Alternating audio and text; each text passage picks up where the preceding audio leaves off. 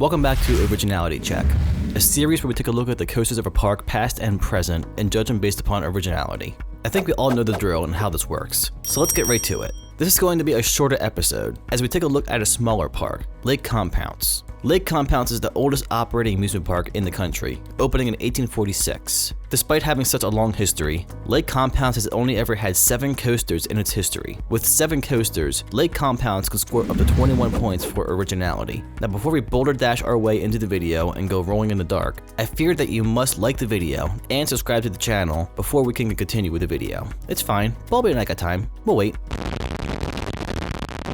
Green Dragon. This side friction wooden coaster opened in 1914 and operated until 1926. This was located where Wildcat is today. Not many photos of this coaster exist, but this looks like this wasn't a typical figure 8 layout. The lift hill can be seen in the center of the structure, so maybe this was some sort of out and back layout. Was it actually green? We'll never know. But it was completely original across the board. 3 points for Green Dragon. Wildcat. Green Dragon's replacement opened in 1927 and is still going strong to this day. Wildcat is one of the oldest operating coasters in the country, tied for 8th place. This coaster has seen quite a few refurbishments throughout its life. The biggest happening in 1985, when most of the ride was reconstructed with new wood. It also has had multiple retrackings, one in 1998, one in 2012, and the most recent one in 2024. I've heard that this latest retrack from Gravity Group has worked wonders on this ride. I rode this back in 2022, and it was pretty bad. I wanted to ride it more just to appreciate this classic coaster, but I just couldn't bring myself to suffer another ride. Thank you, Gravity Group, for saving this ride. You're welcome.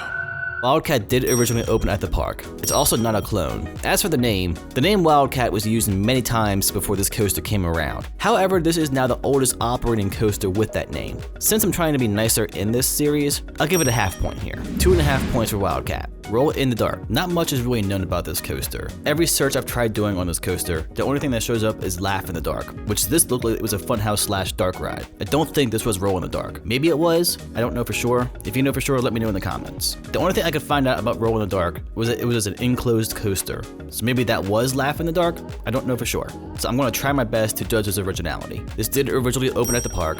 The manufacturer and the model of this coaster was not really known. Since this was an enclosed and themed coaster, I'll give it the benefit of the doubt and give it the point here. And either of these names are original too.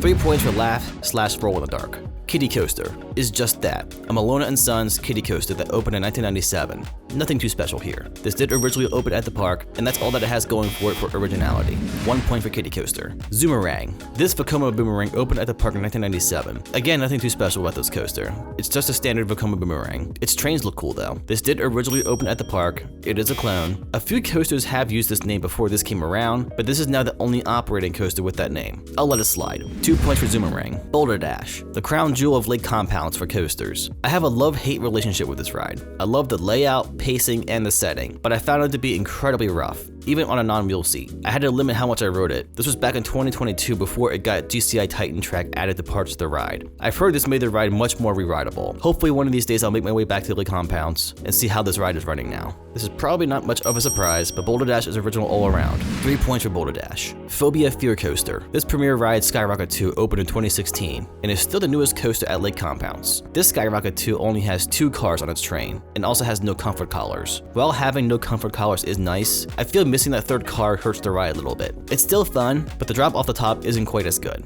I thought it was funny how in the reverse part of the swing launch, it went up very high on the element and sort of just hovered there for a bit. I've never seen one of these rides do that before. Phobia Fear Coaster did originally open at the park. It is a clone, but the name gives it another point. 2 points for Phobia Fear Coaster. And just like that, that's all the coasters of Lake Compounce. There were 21 points to score, and Lake Compounce scored 16.5 points. This gives the past and present coasters of Lake Compounce 79% originality. Not bad for a park with a smaller lineup of coasters. Lake Compounce doesn't add coasters all too often, and doesn't even go big all too much. Boulder Dash was the most adventurous that this park has ever gotten. Despite not having all too many coasters, Lake Compounce is a very cute park. It still has some old school charm to it, and honors a lot of its history. When I first walked into this park, I immediately thought of Knoebels a little bit. Only a little bit. With its setting being by a mountainside, and some of the old school vibes in the park.